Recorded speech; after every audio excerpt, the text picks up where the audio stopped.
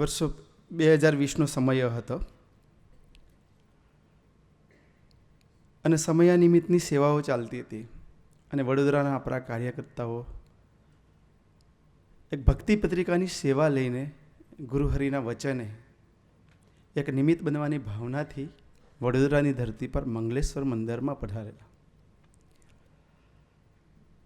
ત્યાં એક સદભાવવાળી વ્યક્તિ મળી, પરોક્ષની વ્યક્તિ હતી. એમણે કાર્યકર્તાઓને વાત કરી, તમે બધા આવ્યા, તમારા બધાના દર્શન થયા, ખૂબ આનંદ થયો. પછી એમના જીવનના અનુભવની વાત કરી.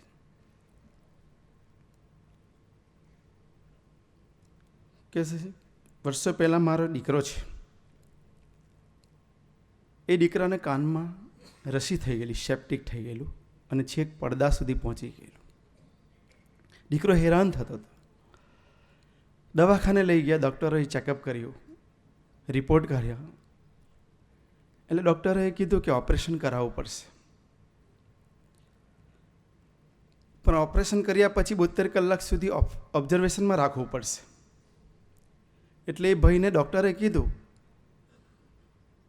કે 2 દિવસ પછી આપણે દીકરાનું ઓપરેશન કરીશું, કારણ કે આવતીકાલે મંગલેશ્વર મંડળમાં હરિપ્રસાદ સ્વામી મહારાજની સભા છે અને મારે ત્યાં જવાનું છે, મને ત્યાંનું આમંત્રણ છે. મંગલેશ્વર મંદિર એટલે ગરીબ મંદિર, સાયકલ સંપ્રદાય કહે તો ચાલે. બિચારા રોજનું રડીને રોજ ખાય એવા ભક્તો હતા. બધા મહેનત કરીને પોતાનું ગુજરાન ચાલે એવા ગરીબ ભક્તો હતા દિલવાળા. અને સ્વામીજીની ત્યાં સભા હતી.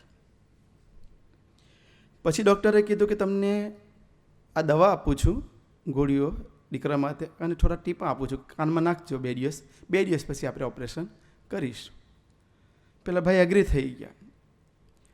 પછી પેલા ભાઈ કીધું હું પણ મંગલેશ્વરમાં જ રહું છું, એટલે હું બી સભામાં આવીશ. સ્વામીજી મહારાજ પધાર્યા. સ્ટેજ ઉપર સ્વામીજી મહારાજ બિરાજમાન થયા, હાર વિધિ થઈ, ભક્તોએ બધાએ સ્વાગત કર્યું. સ્વામીજી મહારાજે આશીર્વાદ આપ્યા. આશીર્વાદ આપ્યા પછી સ્વામીજીની રીતિનીતિ પહેલેથી એવી રહી કે જે કોઈ દર્શન કરવા આવે એને કાન પકડી અને પ્રસાદીના લાફા મારે. હવે ત્યારે કંઈ આટલી બધી મોટી સભા ના હોય. સ્વામીજી મહારાજ પધારેલા તો બી કદાચ 400-500 મુક્તો ભેગા થયેલા હશે વડોદરાના બધા સદભાવવાળા અને જે સભા ભરનારા મુક્તો થાય. એટલે સભા પછી દર્શનની લાઈન લાગી, વારાફરતી બધા લાઈનસર. જેમ ગુરુહરિ 2 ટાઈમ બિરાજમાન થઈને આપણને બધાને દર્શન આપે છે અને આપણા પ્રશ્નોનું સમાધાન આપે છે, તેમ સ્વામીજીના દર્શન કરવા માટેની લાઈન લાગી. તે ધીરે ધીરે ધીરે લાઈન સ્ટેજ પર ચડતી હતી અને સ્વામીજી પોતાની ઓરિજિનલ સ્ટાઇલ પ્રમાણે એક બાજુ કાન પકડીને લાફા મારે. ઘણા બધાએ પ્રસાદી ખાધી હશે અને ઘણા બધાને અનુભવ બી હશે, પણ એ લાફો મારતો હતો તો બી બધાને ગમતું હતું, કારણ કે એનો લાફો બી દિવ્ય હતો, એનો લાફો બી અક્ષરધામનો હતો, એનો લાફો બી પ્રારબ્ધ દૂર કરી દે એવો હતો, એનો લાફો બી માયાથી પર કરી મૂકે એવો હતો, એનો લાફો બી નિર્વિઘ્ને ભૂલકાની યાત્રા પૂરી કરાવી દે એવો હોય. એટલે યુવકોને બી ગમતું હતું લાફાની પ્રસાદી ખાવાનું. અને હરિધામમાં દર્શન બી કર્યા છે. ઘણા બધા યુવકો તો સ્વામીજીનો લાફો ખાવા માટે ફરી વાર સેકન્ડ ટાઈમ બી લાઈનમાં પાછા ઊભા રહે, સ્પેશિયલ લાફો ખાવા માટે. એટલે સ્વામીજી લાફો મારે, મેં બી ખાધેલો છે, મને બી ખબર છે. અમે એકાઉન્ટની સેવામાં જતા હતા પહેલાં યોગી દર્શન સ્વામી સાથે, અને નેત્રંગની મૂર્તિ પ્રતિષ્ઠા હતી. એના 2 દિવસ પહેલાં જ પૂજામાં જઈ ચડ્યો હતો સવારના, અને પૂજામાં બેઠો ને 3 લાફા જે એવા આપ્યા. આખો દિવસ રોજ મેં લગતા વૃત્તિ તો લાફા તરફ જ, એવો એમનો લાફો, પણ એ બી દિવ્ય અક્ષરધામનો, અંદર તમતમ થયા કરે એવો એમનો લાફો. છતાં બી એ પ્રસાદી ખાવા માટે યુવકો ઊભા રહેતા. સ્વામીજીએ બી ખાધા છે, આપણા ગુરુહરિએ બી, પણ ક્યારે ખાધા? કોઈ ભૂલ કરી આવે ને અધિકારનું પાત્ર એક જ, તો એમણે બી ખાધા છે, અધિકાર એમના પર.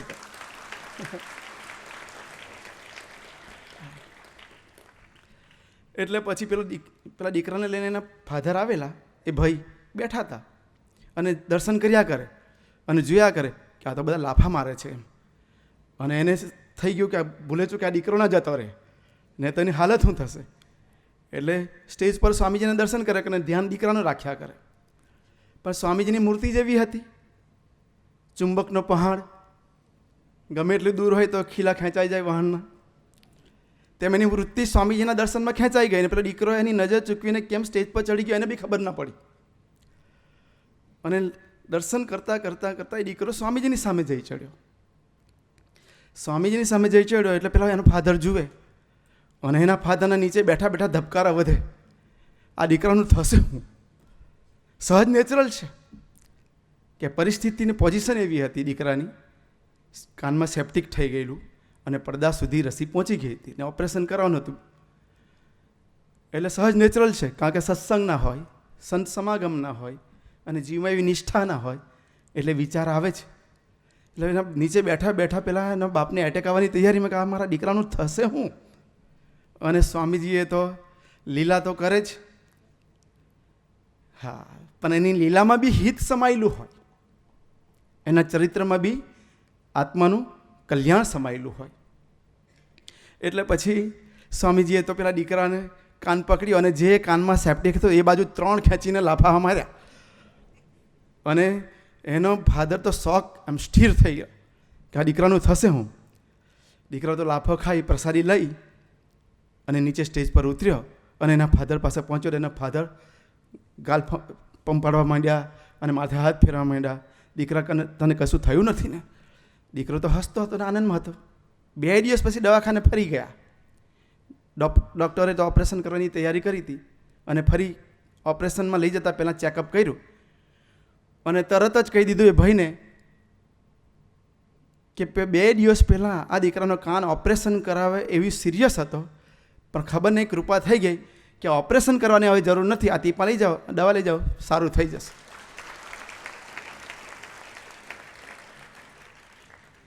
એનો લાફો બી પ્રારબ્ધ તાળે.